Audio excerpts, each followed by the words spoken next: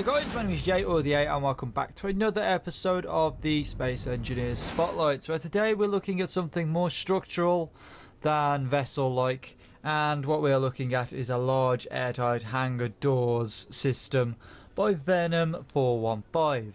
Now, this thing is huge, by the way. As a size comparison, this is my Space Engineer, who, if I were to just go and stand him on this damn thing, it is massive. It is a huge complex of stuff, and what this does is these two doors open up in a good fashion and they enable you to close them and also maintain pressure within inside the hangar itself. So it acts as one big airtight hangar door, which is really cool, really sick, and it's really vanilla, which is again really freaking cool. The mechanisms that people are coming up with and somehow bypassing any glitches and bugs in this game is beyond me. I can barely build a car at the moment without it spinning out of control in the sky and looking like a derpy piece of shit. That being said, we have this mental looking thing which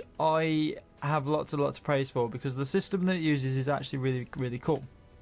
So because the weight of the doors, what he's actually had to do is he's had to use thrust, and he's had to use ion thrusters to essentially push the doors open and closed, and he's just put enough on that they open up at a sensible speed.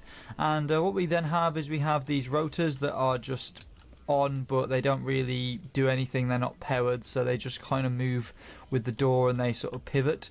And we have two of them so that it enables them to sort of rock a little bit, and that enables it all not to sort of judder and break, which is nice. And then to connect this up to the main station, to connect the doors up to the main station, what we have are these merge blocks. Now these merge blocks are placed quite tactically, because what this enables you to do is, the way he's actually got it is you can connect up to the merge blocks as well as have the airtight hangar doors, the small blocks, sort of bridge the gap and close it. And it's a really nice method of keeping a door pressurized and whatever, because if you actually watch it open and close, we'll hit T, and what happens is the door essentially gets smaller. So this reduces the chances of you hitting something and breaking it, and that's a really cool idea. I like the idea, and again, it once those are closed, it opens or disengages the merge blocks and then opens it. And again, if we actually float underneath, we'll see all these thrusters going off.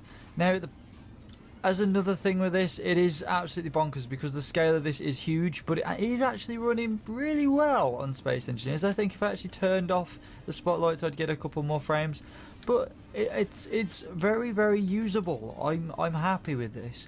And as you can see below, he has actually fitted in a medium-sized vessel, which is again really cool, because what if you would like to, say, repair or fix your craft, and you wanted to have constant oxygen around you rather than having to keep going refilling your bottles every like 20 minutes or so.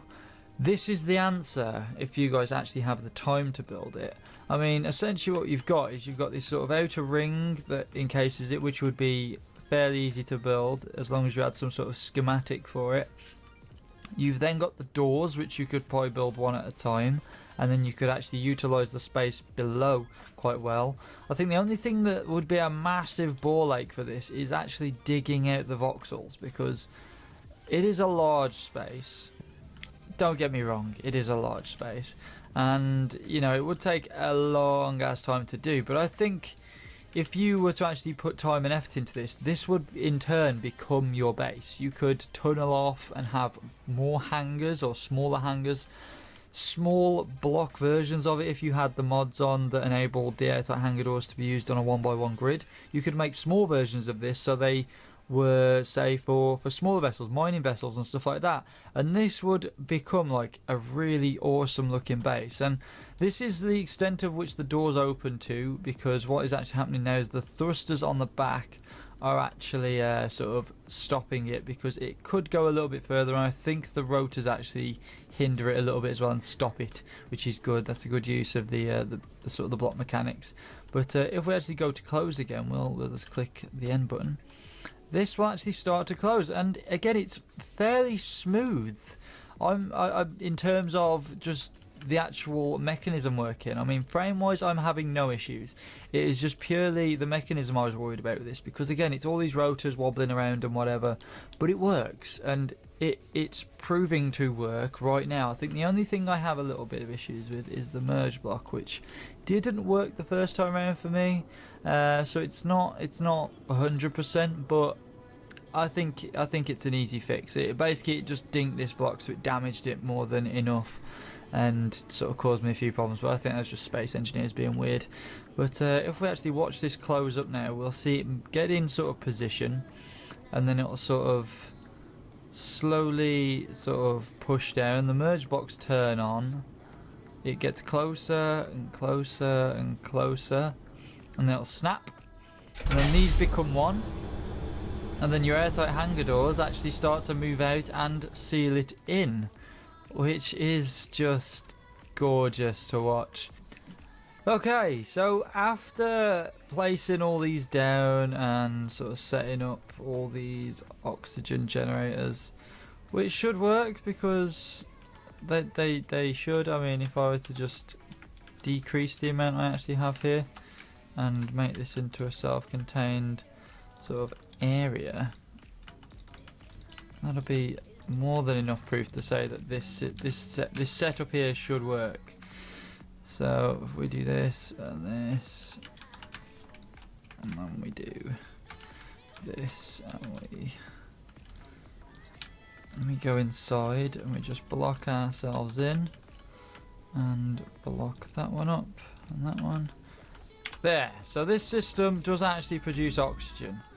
Now, from what I can tell, this isn't airtight, and I'm not sure what Space Engineers does or how it deals with voxels, and whether it makes it so that voxels sort of become make areas airtight. I'm not sure. Again, it's one of them things. Whether you were to build up the sides, that would work then, but it doesn't do it with the sort of the voxel showing. So this does become a bit more of an expensive endeavour when you have to build up all the sides. Maybe you could get away with glass.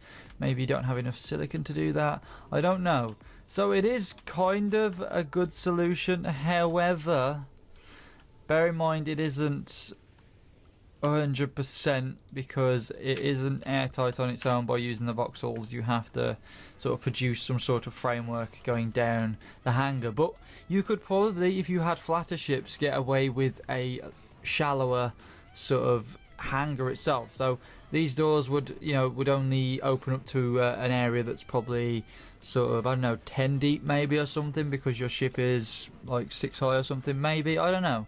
But it's a really good idea, and it works as an idea. It worked opening and closing it. It didn't break, which is brilliant. And yeah, I think it's a really, really nice idea, and you guys should really go and check it out. And if you maybe want to check it out for your survival worlds, go and check it out, and then maybe start building on this base. Make it into a more of a compound. You know, maybe build the walls. Tell me, does it become airtight or whatever? I don't know. So yeah, that is about it. I think what we're going to do now is we're just going to drop some bombs on it because I'm really bored. So bomb, and we're going to go straight for the centre, and we're just going to watch it drop, and we're going to drop a few more, just blow the crap out of it, because why the freak not? Whoa.